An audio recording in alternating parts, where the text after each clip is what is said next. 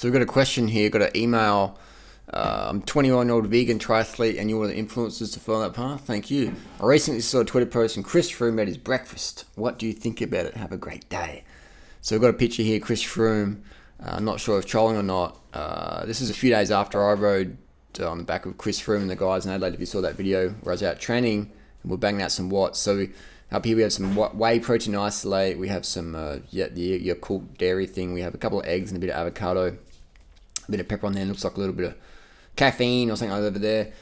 And Chris changes his diet a lot. And I've got to say, first thing though, meeting Chris briefly, he has a more of a very friendly vibe compared to a lot of pro athletes. So for someone of Chris's status as a professional athlete, he is very down to earth and approachable. So I'll give that before I write off his Twitter post.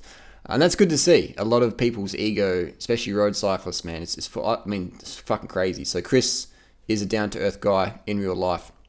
Now let's critique his diet.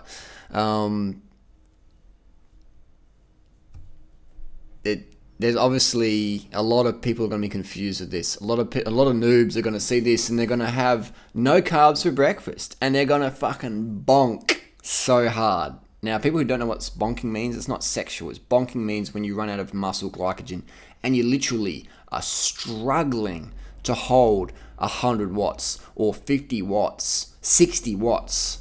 I've seen people struggle to hold when they're bonking, all right? So when I was out with Chris Froome and it got steep, I was doing 500 watts to keep up. And I'm lighter than Chris Froome, all right? So I was doing 500 watts. They're doing more than that. All right. Yes, I was on the bamboo bike and it's heavier, but I'm lighter, leaner than Chris Froome at the moment. I would say to Chris Froome, if he wants to lose weight, don't eat this shit. I mean, this is obviously prescribed by, what's the nutritionist name at Team Sky? I think Nigel Mitchell or someone. And I'm sure he's a nice guy, but he's overweight. And I've got this OCD thing about nutritionists who are overweight and they're prescribing weight loss advice to athletes where watts per kilo matters.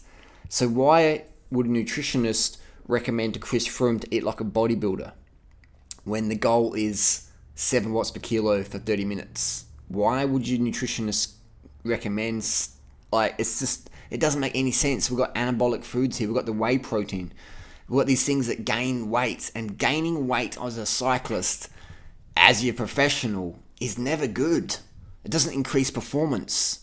We want to be like a praying mantis. And Chris Froome, he's getting misled, in my opinion, on this. Like, what the fuck is this? What nutritionist in their right mind?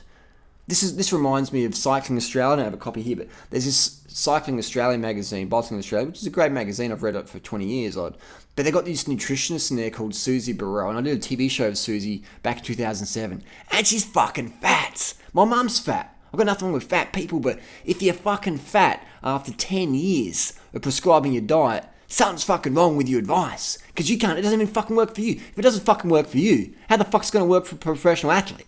You're fucking tripping. So Susie Burrell is writing in Cycling Australia, Bicycling Australia, cut your carbs, more fats and protein. Yeah, if you want to be fat and fucking pudgy like Susie or Nigel, are these sincere but sincerely wrong people who have no fucking idea. And they're giving advice to professional athletes or amateur riders.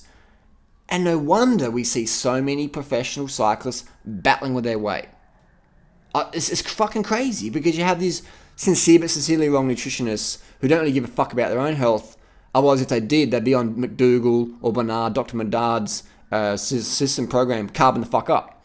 But these nutritionists, they don't give a fuck about their own health and they're eating shit. And then they go, well, I don't want to look like a clown, so I'm going to tell my athletes to eat shit as well. So that makes me feel so bad. So if you're a professional athlete, you got to be really fucking careful whose advice you take.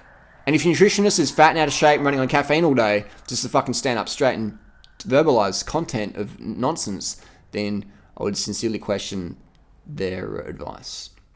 So that's my critique of Chris Froome's breakfast there. Obviously, he's carbing the fuck up. Chris is from Kenya, and my advice to Chris is to avoid trolling like this, because a lot of people will look at what you're doing and just assume that's all you eat for breakfast when we know it's not.